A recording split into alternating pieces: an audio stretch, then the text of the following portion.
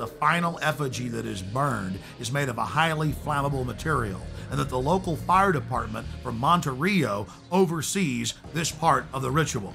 That was an important piece of the puzzle, because in 2003 we traveled back to the Grove and talked to a lot of the locals who were mainly friendly. But when we talked to a couple of local firefighters who were with the Monterio Fire Department and asked them about the Bohemian Grove, they got very upset and told us to turn our cameras off. Well, he was telling me about it's like where the president goes and stuff. And so we were gonna like talk to him, and then he's all over. Hey man, shut the camera off, huh? More hidden video reveals some of the ritualistic cloaks worn in the ceremonies.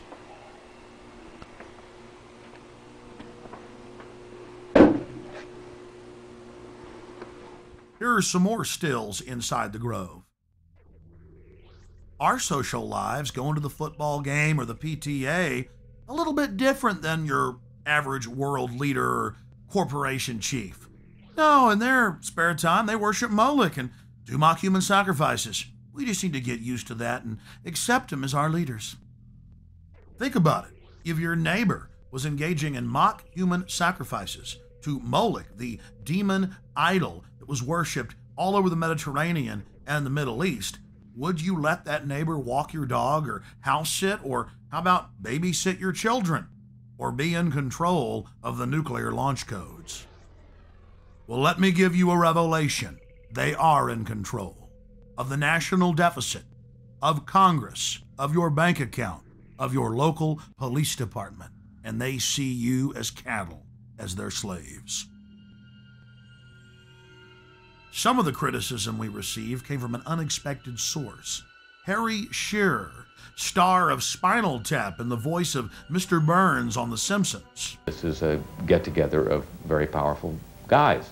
Harry Shearer played the role of apologist in a British documentary about the Grove. Mr. Shearer, who is also a member of the Grove, said that they're just having fun when they have the cremation of care ritual, and that it's a men's party where they blow off steam. But Mr. Shearer didn't stop there. In 2002, he produced a full-length feature film and released it titled The Teddy Bear's Picnic. Mr. Shearer has told the press that his film is based on the Bohemian Grove. The owl of Bohemia is turned into a pelican. Care is transformed into time. The Druidic rites are interpreted to simply be nonsensical sophomoric activities. Oh, and guess what the plot of the entire film is? That they're trying to keep their rituals secret, and two employees have hidden video cameras and are about to blow their secret wide open. I wonder who they could be talking about. And I want to make an announcement for anyone who is parked across the street. Anyone who's parked across the street at the theater, on the theater grounds, you need to move your car.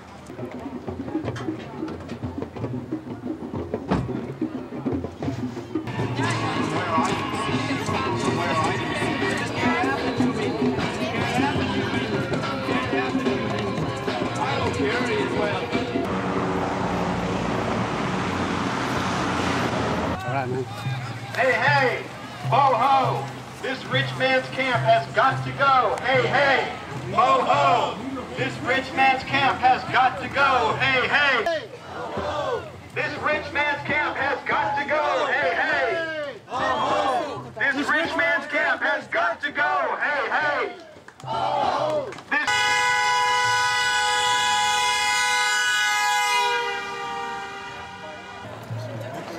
So, are you one of the Grovers?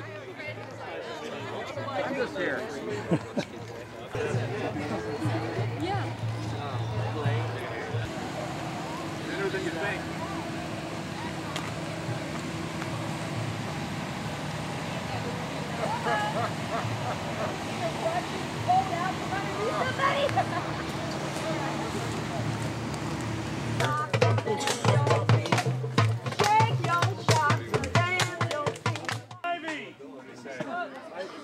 One of the strangest chapters in the unfolding Bohemian Grove soap opera was the fact that local protesters were angry at us bringing up the occult activities in the Grove.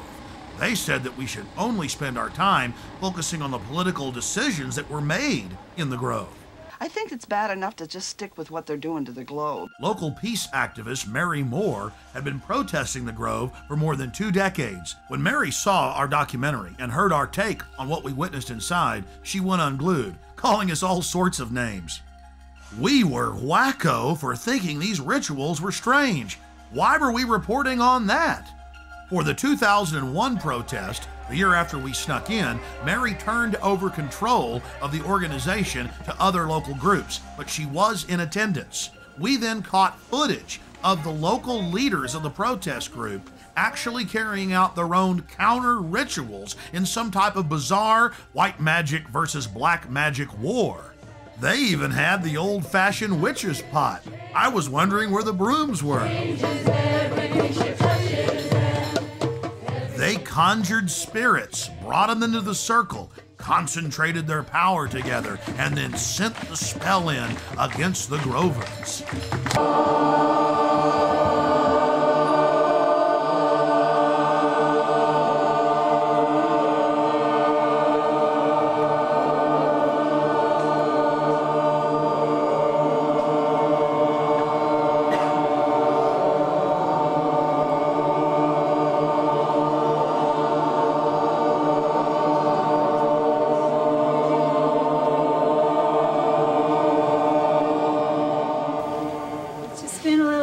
Protection around all of us and around this place. Hail, guardians of the watchtowers of the East, spirits of air, spirits of changing winds, winds of change, be present here as we do this ritual. So mote it be. I call upon the primal fires of transformation and creation, the shining face of the Father and the molten core of the Mother. In their sacred union we stand, sacred fires even now. Oh, spirits of the water, spirits of this beautiful river that runs past us. We feel you in our blood, moving through our bodies. Let us welcome you as we remember that we are one. Ho, spirits of the water! Oh, spirits of the water! May we not fear the dark place that we enter in order to learn from you, Mother Earth. Guardians of the North, be with us. So mote it be. A little too freaky for my taste. Yeah. A little too religious.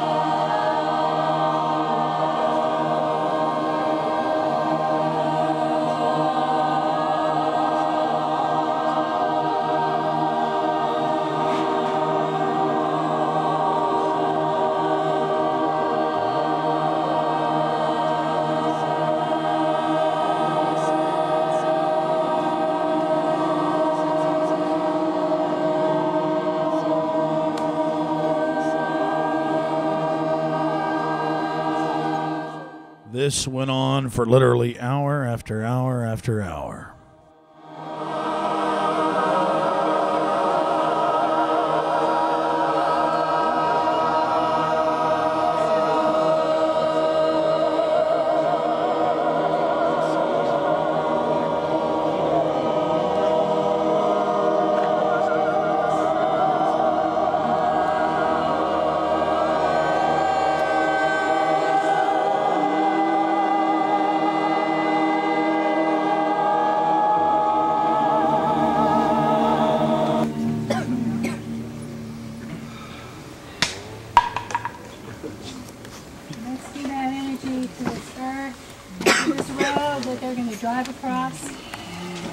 all the symbols we painted on it and into this water. And into the rib mass of these rib ribs.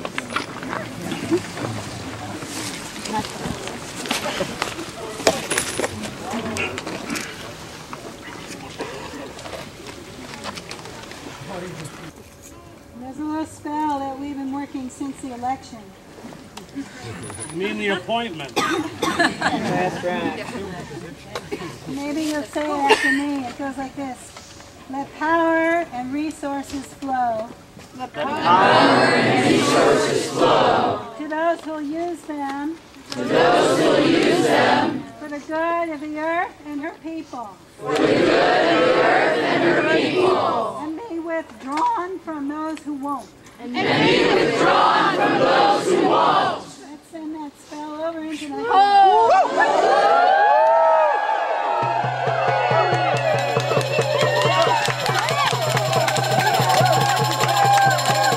Then a veteran warlock asked one of the spirits to stay and give Grove members a welcome as they drove in their luxury automobiles. Winds of change, spirits of the air, powers of the east. We have felt your presence here and would like for you to stick around and give a warm welcome to the folks who are coming here. But go if you must, and please stay if you will.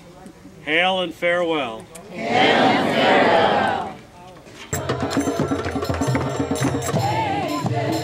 She changes everything she touches, and everything she touches changes.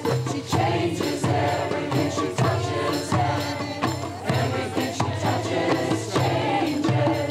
She changes everything she touches, and everything she touches changes.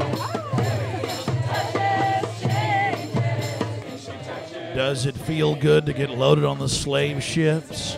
Giggling happily, face scanning cameras going up. You don't speak out against that.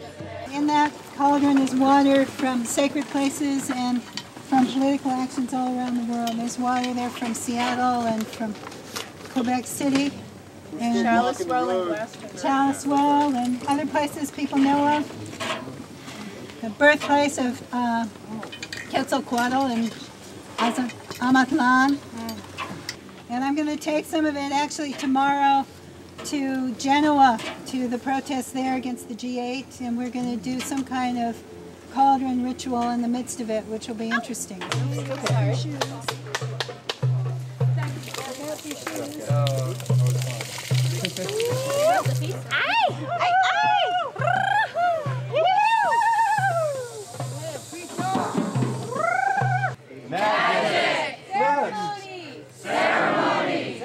Now I'm beginning to realize why we're not supposed to talk about all the occult activities that are going on inside the Grove. It isn't magic or belief in magic that's the problem. It's not the occult. No, it's those evil right-wingers. And by the way, let's not mention all those top Democrats that are inside.